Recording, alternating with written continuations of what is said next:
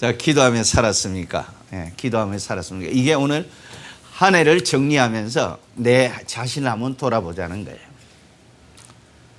자, 오늘 본문의 시작은 이렇게 시작됩니다. 만물의 마지막이 가까이 왔으니 그러므로 너희는 정신을 차리고 근신하여 기도하라고 말합니다. 여기 핵심 단어는 정신을 차리고 근신하여 기도하라고 말하는 겁니다. 정신을 차리라, 바짝 차리라는 거예요. 그러면서 우리에게 세 가지 요구를 합니다. 그 첫 번째가 뭐냐면 기도하라는 거예요. 왜 기도하라고 말합니까? 만물의 마지막이 가까이 왔으니 그러면 너희들은 정신을 좀 차리고 근신하여 기도하라. 그렇게 요구하고 있어요. 여기서 중요한 것은 근신이라는 단어예요. 근신이라는 단어는 그 용어가 징계수단의 용어입니다. 근신이라는 이 말은 자기의 지나온 생활을 뒤돌아보면서 자숙하고 또 무엇이 잘못되었는가를 생각하면서 자신의 말과 언행을 조심하는 것, 그것이 근신의 사전적 의미입니다. 그런데 그 앞에 어떤 어구들이 있느냐?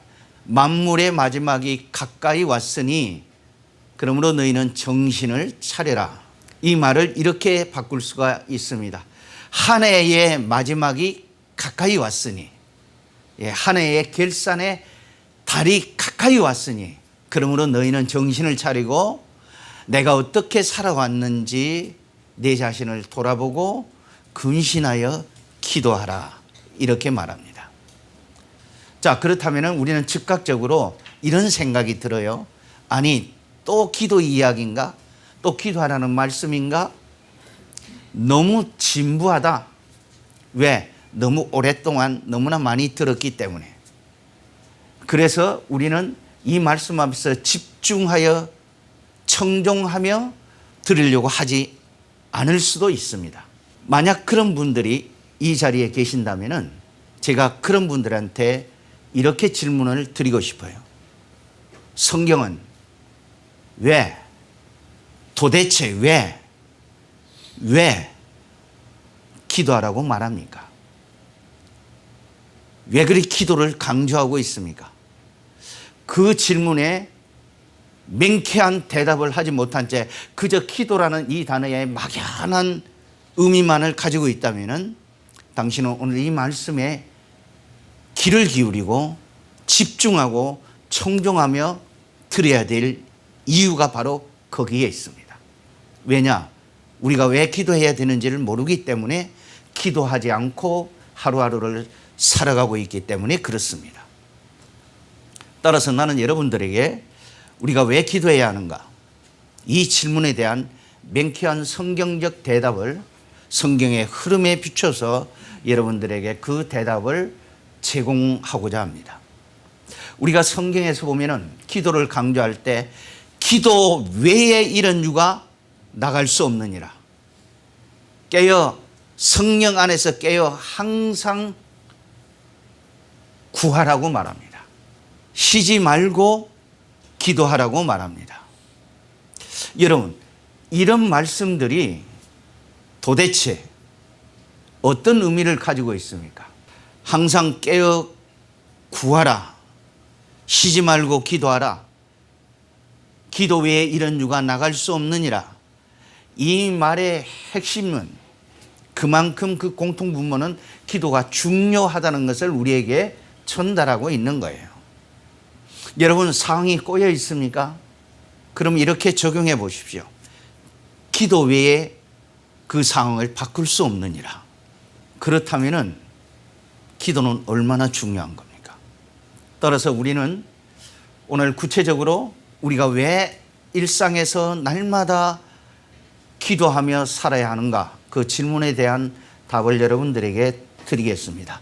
기도해야 하는 이유, 첫 번째, 기도는 하나님의 뜻을 알 수 있기 때문에 기도하라는 겁니다.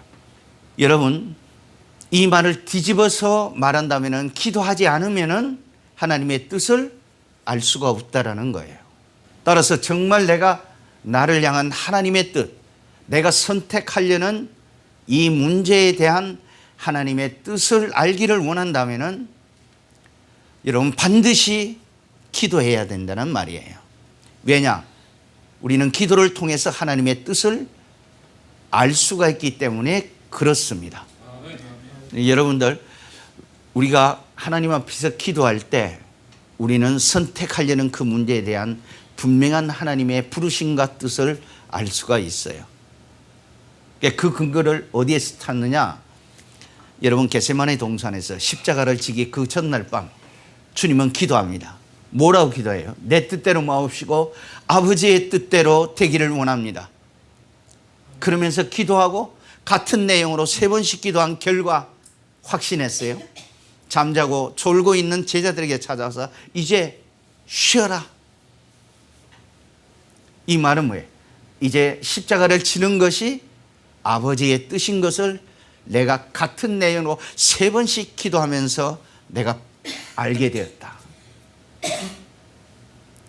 이 말은 기도하면 하나님의 뜻을 알 수가 있다는 거예요. 그래서 로마서 12장에서도 똑같이 이렇게 말합니다.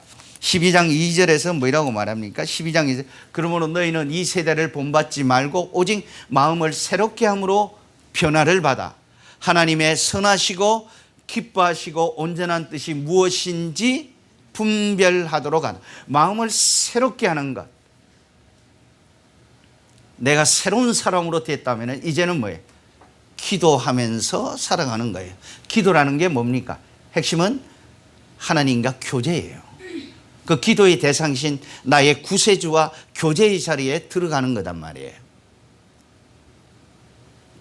그게 기도의 본질이단 말이에요.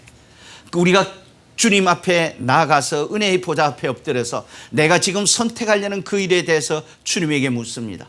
주님, 이것이 하나님의 부르심입니까? 주님, 이것이 하나님의 뜻입니까? 묻고 또 물으면은 주님은 저에게 대답해 주신다라는 게예요.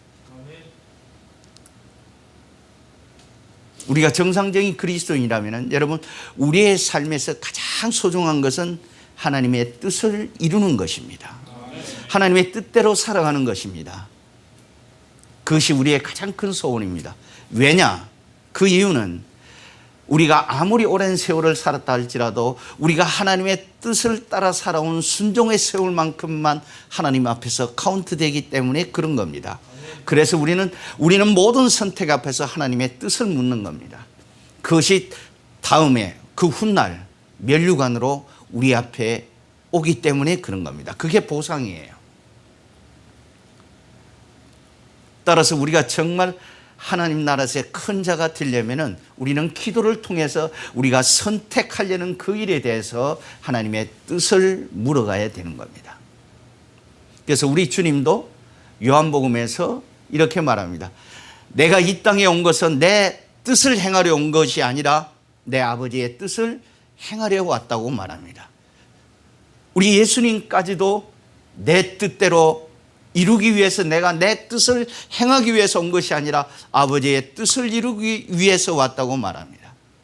그리고 바울은 이렇게 말합니다. 하나님의 뜻대로 하는 근심은 후회함이 없다고 말합니다. 여러분, 하나님의 뜻을 알기 위하여 정말 밤새워 가면서 몸부림쳐 보셨습니까? 기도하면서 하나님, 이것이 하나님의 뜻입니까? 이 하나님의 뜻을 이루기 위해서 여러분 얼마만큼 기도의 씨름을 해보셨습니까? 하나님의 뜻대로 하는 근심은 후회함이 없기 때문에 여러분 날마다 하나님의 뜻을 찾고 묻는 저와 여러분이 되어지기를 축복합니다. 예. 그렇습니다. 우리가 일상에서 살다 보면은 잘못하면은 내 욕심과 내 기준과 내 방법과 내 뜻을 이루기 위해서 선택할 때가 얼마나 많이 있습니까? 따라서 여러분, 정말 여러분의 인생이 하나님의 뜻을 이루는 인생이 되기를 원한다면 여러분 날마다 기도의 자리에 들어가서 여러분의 선택해야 될 그 모든 선택의 문제마다 하나님의 뜻을 묻는 저와 여러분이 되어지기를 소원합니다. 그래서 기도하라고 말하는 겁니다. 이것이 첫 번째 기도해야 되는 이유인 것입니다. 주와 함께